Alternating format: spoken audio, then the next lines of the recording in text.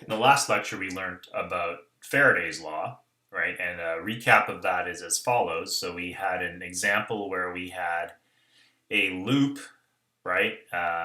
And this loop had some width or some width L here, and it had some finite resistance R. I mean, it doesn't have to have a resistor here at the end.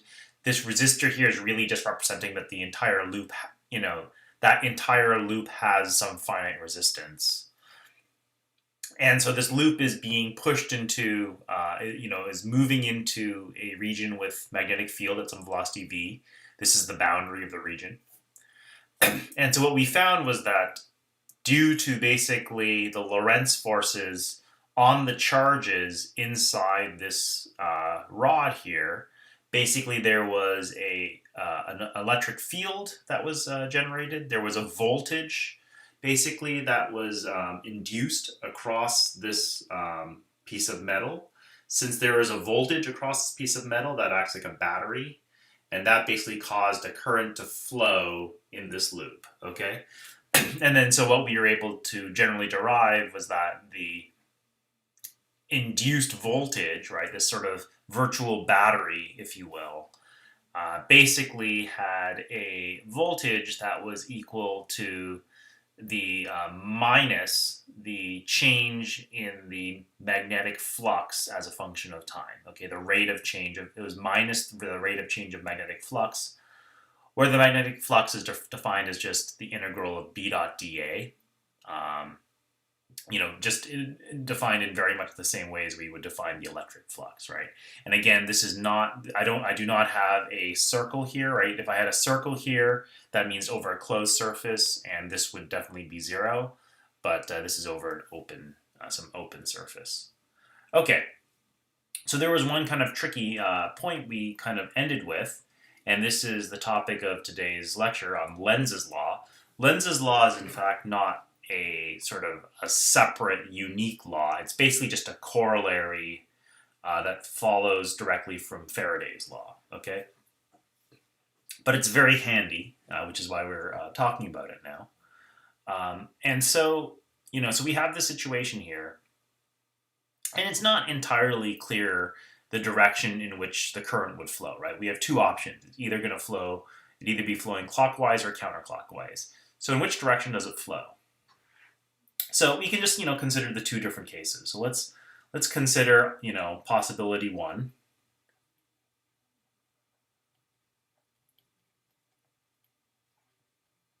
And that is that the current is flowing, let's say, in this direction, which I guess is counterclockwise. Just write all that down. Okay, so then so we're going to assume that, maybe possibly the current flows counterclockwise. Let's assume that situation. So the current would be flowing as follows, right? So this is counterclockwise, right? And so there would be a force, there are moving charges in here, and as we learned before, basically the force on a current carrying wire, F is equal to the integral over the wire of I dl cross B, where dl is pointing in the direction of the current. Okay?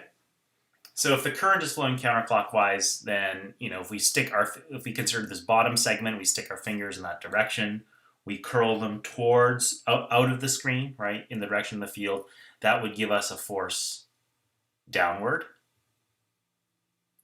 right? The force on the upper section would be sort of equal and opposite, because this is flowing in the opposite direction as that. So there would be, the net forces on from these two segments would cancel, okay? So that just leaves us with this segment here, right? So the current is flowing in the upwards direction. So if I curl my fingers then in the, point them up, curl them out of the screen, that would give us a force this way, right? So if we have a current that's flowing counterclockwise, and I'm just going to actually just quickly erase all of these things because, in fact, this is not the direction which the current flows. But if the current was flowing counterclockwise, as you've just seen from this argument, that means there's a net force in the plus x direction. Oops.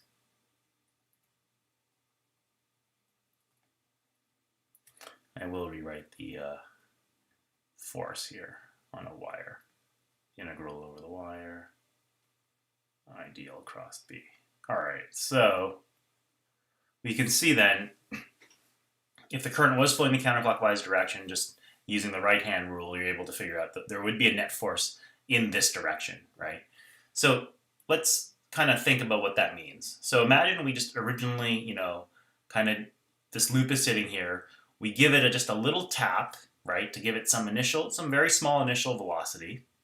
That will cause a current to flow, let's assume it's going to go counterclockwise. If that was the case, then this current would generate a force that would actually cause the loop to accelerate, right? So actually what would happen then is that that velocity would cause a force. The force would cause the loop to accelerate to the right. That would cause a larger velocity, which cause a bigger current. And what that would do is basically, if you gave this thing a tiny little tap, it would start accelerating and eventually move very, very quickly over in the plus x direction. Okay, so what that would mean is that it would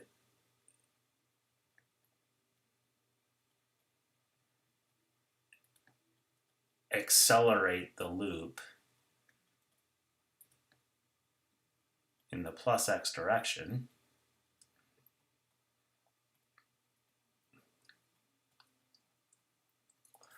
And so, we could see that, let's say if the loop was originally stationary, we gave it just a tiny little tap, so it was just a tiny little kinetic energy. Eventually this thing would start accelerating, and the kinetic energy would increase, as the square of the velocity. And so this thing would just sort of pick up energy. It would just sort of magically gain energy if we just gave it an infinitesimal little tap in the x direction. So that doesn't sound very plausible. That is basically violating energy conservation, right? We give this loop a tiny little tap, and then it just starts moving. If it was a large enough loop, it would just start accelerating sort of, eventually infinitely fast, right?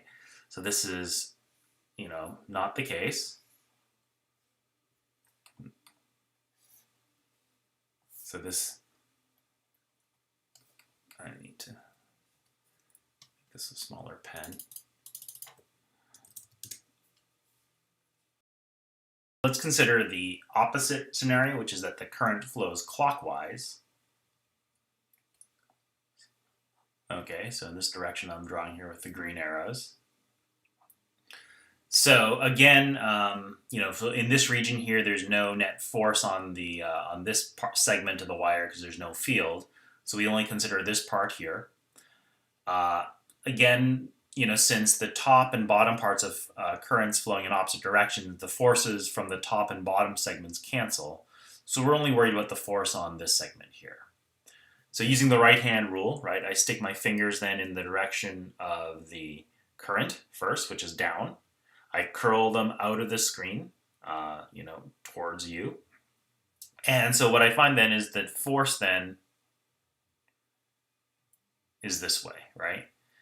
So basically, again, we're assuming there's a current that flows, and we know that, flowing currents, if we have a wire with a flowing current through it, there is a force on it if it's in a magnetic field. And when using the right-hand rule, we figured out, okay, the force is to the left. Okay, so it's in the minus x direction.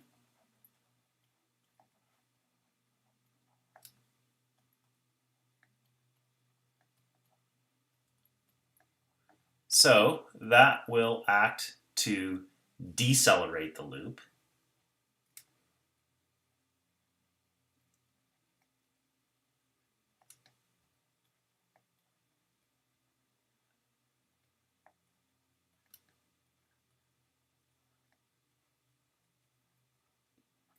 Right, because if there was some initial force, initial velocity in the plus x direction, if we have a force in the minus x direction, that will cause basically an acceleration in the minus x direction, or effectively a deceleration. So this loop if it had some initial velocity, 10 meters a second, it would slow down.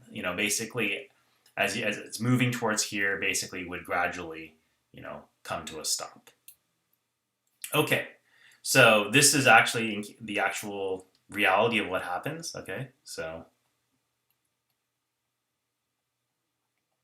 this is the correct direction of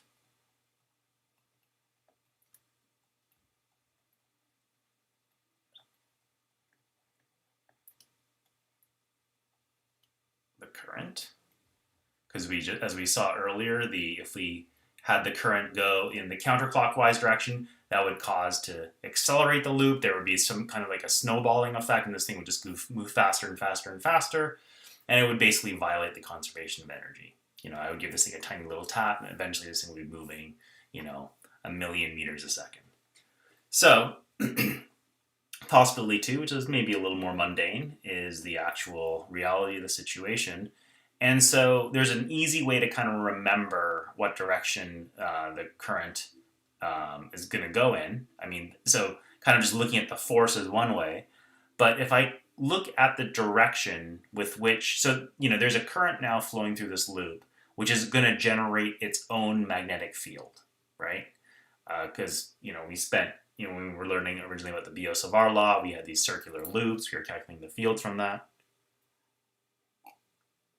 So using the right-hand rule, right, basically, if I stick my thumb in the direction of the current, let's say this way, and I curl my fingers, into the direction, curl my fingers into the screen. So basically, this current will actually cause its own field, right, which will be pointing.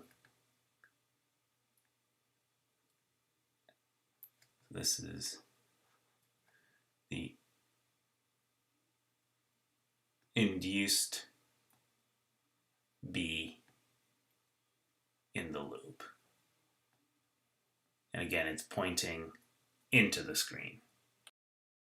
So as you can see here, right, if my loop is moving to the right, it will want to increase, assuming that the Z direction is pointing out of the screen, it will want to increase the amount of flux pointing out of the screen, right? Sorry, Z is out of the screen. So, if this thing's moving to the right, this area in the rectangle here is going to get larger.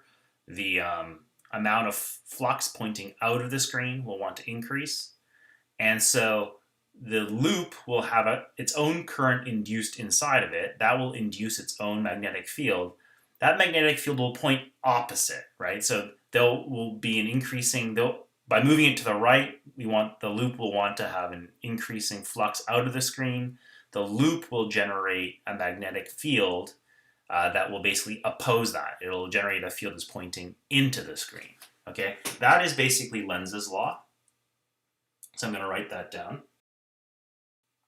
Okay, so as I've written here, Lenz's law states that, there's an induced electromotive force here that basically generates a current, and that current makes a magnetic field, and that magnetic field will want to oppose the change in magnetic flux. Sorry, should be flux.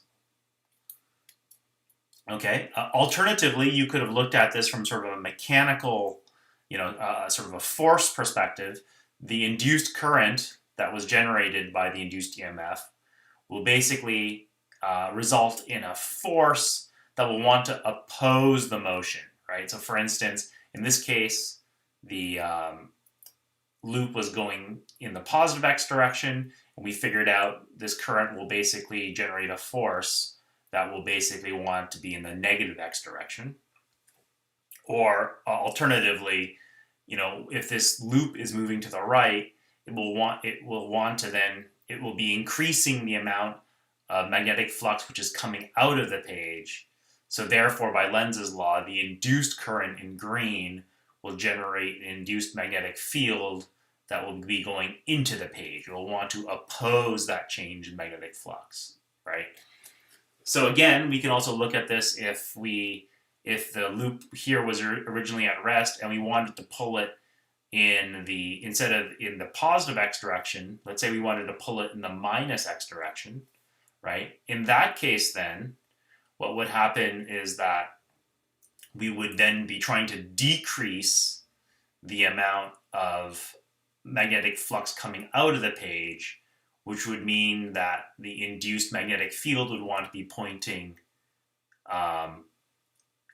also out of the page, right? Because if we were trying to reduce the amount of magnetic flux pointing out of the page, then this will try to generate more flux that's out of the page, which would mean that the current would flow in the opposite direction. Okay? So that means if we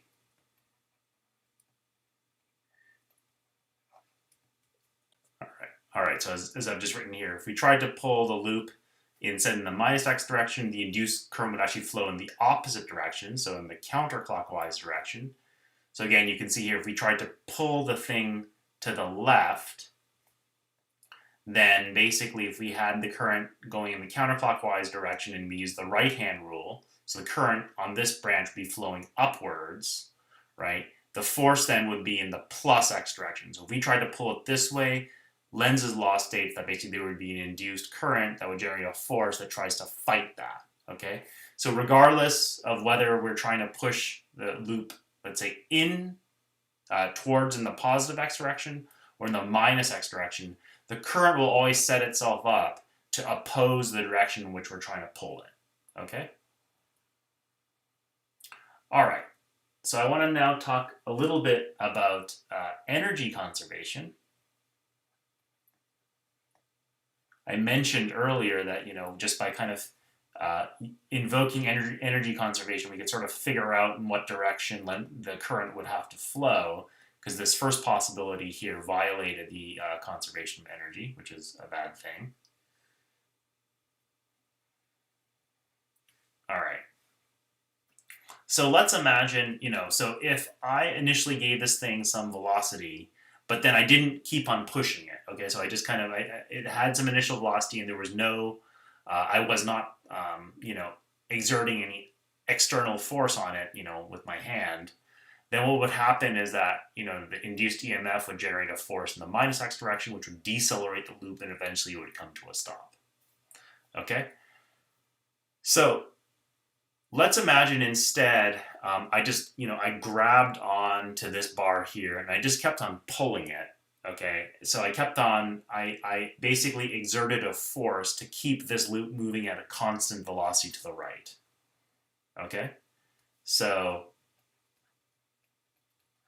if I applied, right, so let's imagine I was applying some continuous force to keep this loop moving at some positive velocity v to counteract Lenz's law, okay? So, I was pulling with my arm. So that would require some power. I would have to be doing work on that loop. Work per unit time is power. And from mechanics, hopefully you remember that the power is the force dotted with the velocity, okay? So we know what the force is, right? The force is I dl cross b. In this case, we know it's in the minus x direction. B is constant, and so this integral just gives us dl is pointing that way, right? So basically, it would just give us this quantity would give us basically an I. The integral of dl along that length is just L, the length of that side, times B. And this would be in the minus I hat direction, dotted with the velocity, right, which is V in the I hat direction. All right, and so I would basically need to exert a power, which is basically I L B times V, and so I would need to basically exert sort of a power which would counteract this. So this would be, I would have to exert, positive work to do this. So this would be a positive quantity, I, L, B, V, right? Now, from before, we actually learned that this was from the last lecture.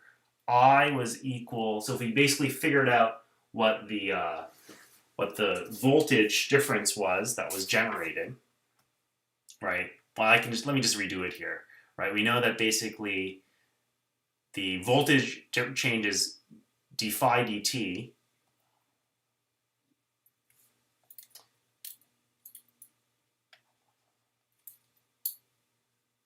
So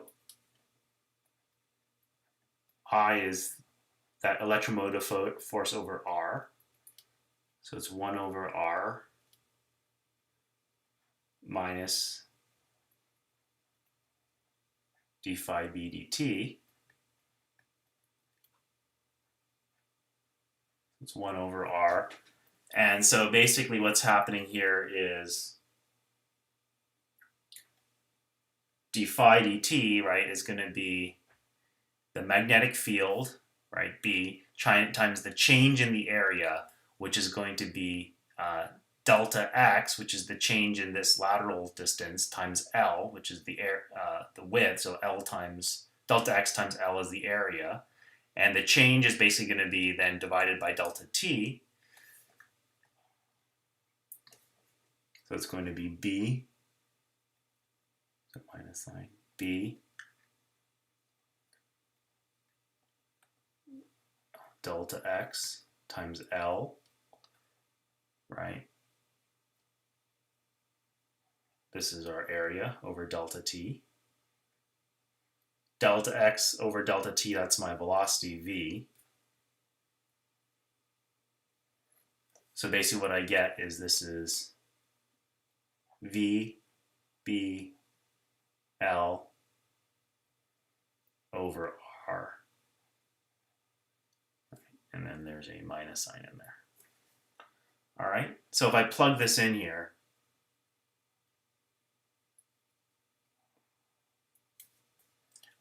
and again, the current here,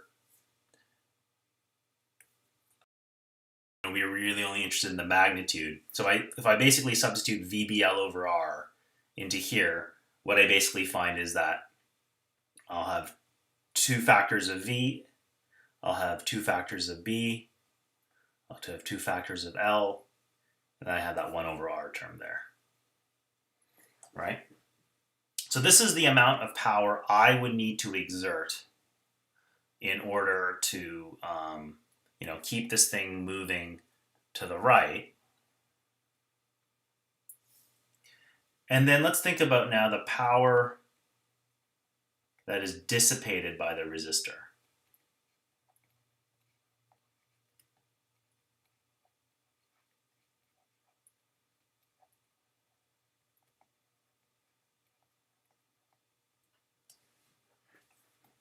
Right, there's going to be a power dissipated, by this loop or by this resistor here, which is symbolizes the resistance of the loop, because I'm passing some current through here. And when I pass a current through a resistor, that, as we know, dissipates some power. Right, this thing, that power is basically that dissipated power is effectively given off as like heat. Right, just like when you heat up turn a light bulb on. Right, basically you're flowing a current through a resistor, and eventually that power is dissipated as light and heat. Okay, so we know the power dissipated by a resistor is I squared R. We know what I was from before. It was this. It was basically VBL over R squared times R. So again, what I'll get is a V squared, a B squared, an L squared. There's an R squared on the bottom, but then it cancels out with this factor here. So the power dissipated by the resistor is also V squared, B squared, L squared over R. So what this basically says is that, I am exerting some mechanical force to keep this thing moving to the right, if I was dragging it at a constant velocity v, and that power, that mechanical work that I'm doing to the system is basically going to be given off as heat and light, basically, when I'm flowing a current through this resistor, right? So what that shows us is that the work that I'm doing mechanically is equivalent to the work that's being dissipated by the resistor. And so that shows us that basically, basically the principle of energy conservation. I'm doing some work by dragging this thing through a field, and that work is basically going into generating a current that's flowing through the loop and is being dissipated by the resistor. And effectively, this is how we, generate power, in a like, let's say, a hydro dam, or some kind of power generation station. You basically have some kind of loop that you're changing the magnetic flux through it, and that's generating some current that's flowing through that loop, and that power then can be delivered to a wall socket to charge your computer or something like that. Again, this also works even if I have loops that are not moving. So let's imagine we have a stationary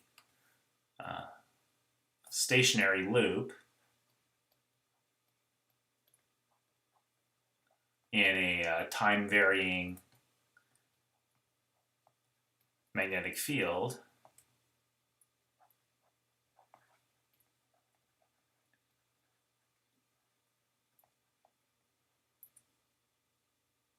Stationary. Darn it. Okay, so as I've drawn here, we have some magnetic field that's pointing out of the page. We have some, blue stationary loop here, which is not moving.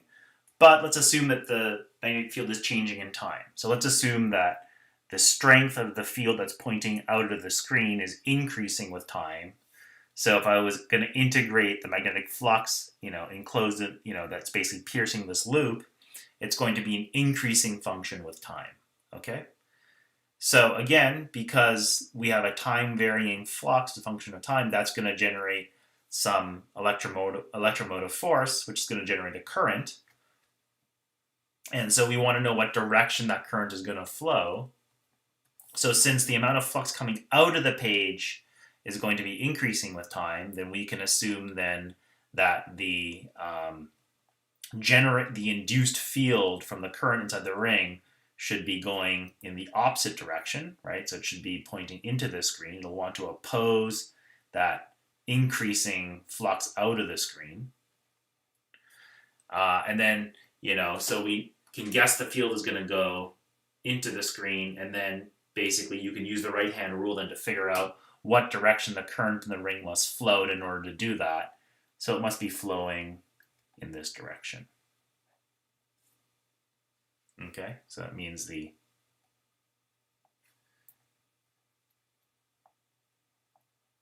induced field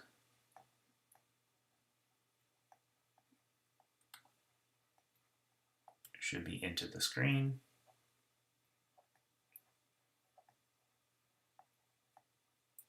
Which means that induced current must have been clockwise.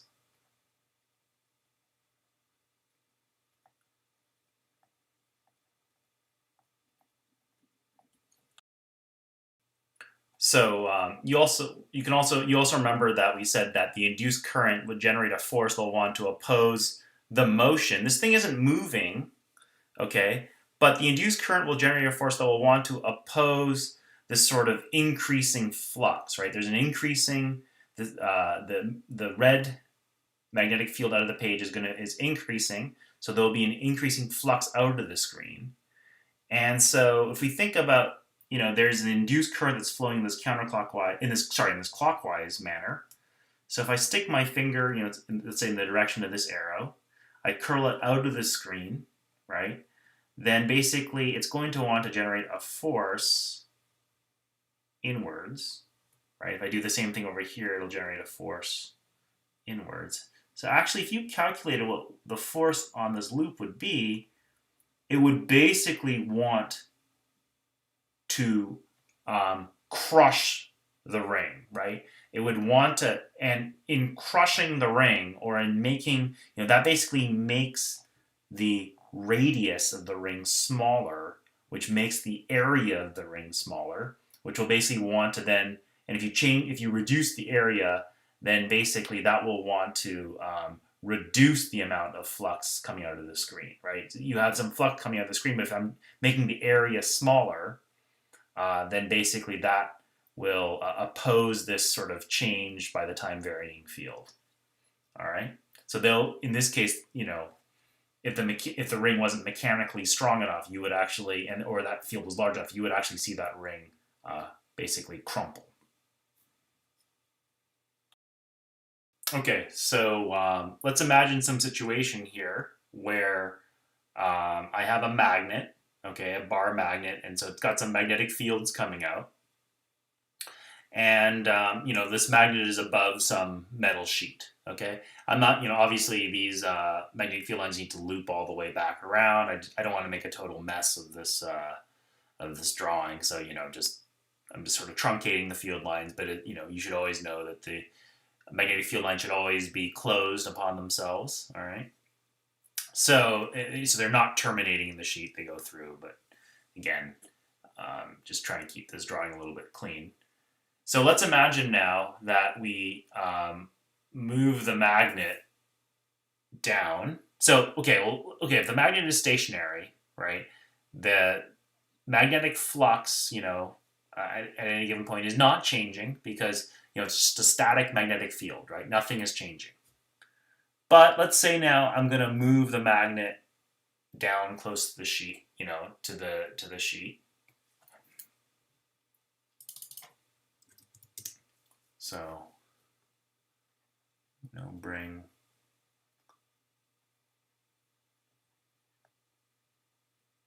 magnet downwards. So I'm going to define now some, let's say, the magnet is directly above this point. It's going to define some circle,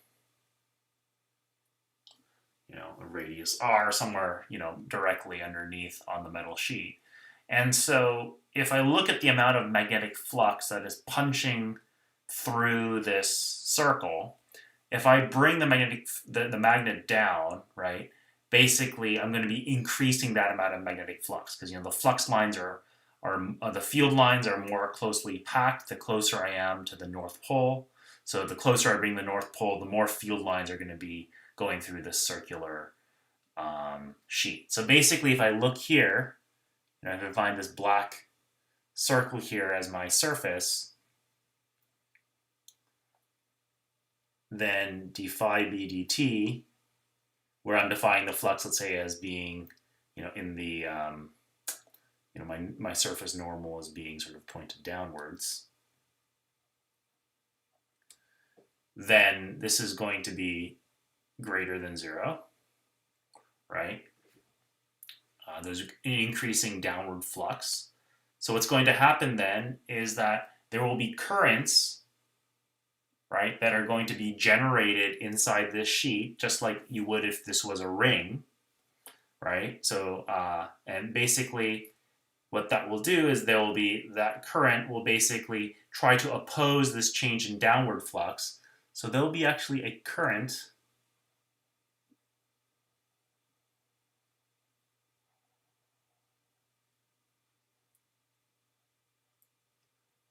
that flows in this direction, okay?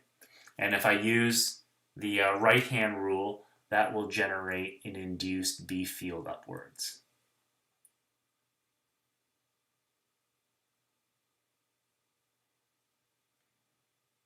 All right, so that's the reason these are called eddy currents, because they look like, I guess, eddies in a river or something like that, right? So basically, eddies are basically little swirling vortices, right? So there will be these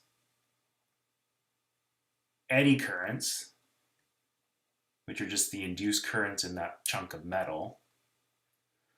And so that will generate a magnetic field upwards. So in other words, if I have a magnetic field that's generated upwards by these eddy currents, that's kind of like basically, the North Pole. It's like a virtual North Pole of a bar magnet, right? So again, if I move this magnet downwards, there are these now currents that will start to swirl in this piece of metal in the direction I've drawn here. That will act like another virtual North Pole.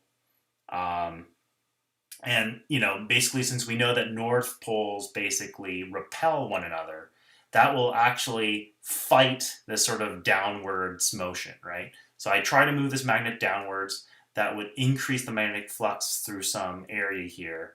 That would then basically, by Lenz's law, I would generate swirling currents in this piece of metal. Those swirling currents will generate an upwards magnetic field, which will oppose this change in flux.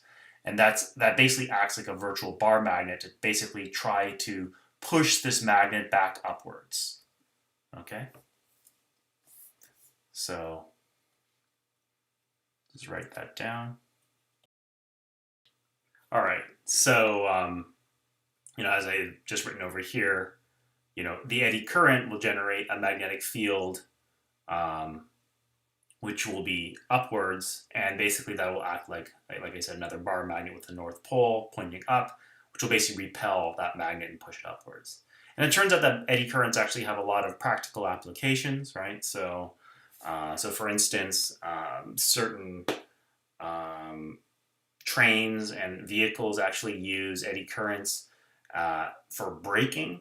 Okay, so as part of the brakes that actually help them slow down like the train, and you can actually, if you're clever, recover some of the energy generated by the eddy current to like recharge your batteries. Another application of eddy currents is you could use them to as a part of the firing mechanism in a railgun. Okay. And also, a very common thing is eddy currents are used in metal detectors, right? So for instance, the old school kind that you used to go through, that you went through in the airport, right? The sort of smaller ones, those use eddy currents to try to find, if you have metal on you. Not the newfangled ones. So the new ones where you like stick your hands over your heads like a criminal, and like those perverts can look through your clothes. Those ones actually use they're in popular literature, they're called millimeter wave. Physicists call it terahertz radiation, but so that's actually different. So you can actually look. It's a very different process. So you can look for non-metallic objects. It's one of the reasons they moved to that.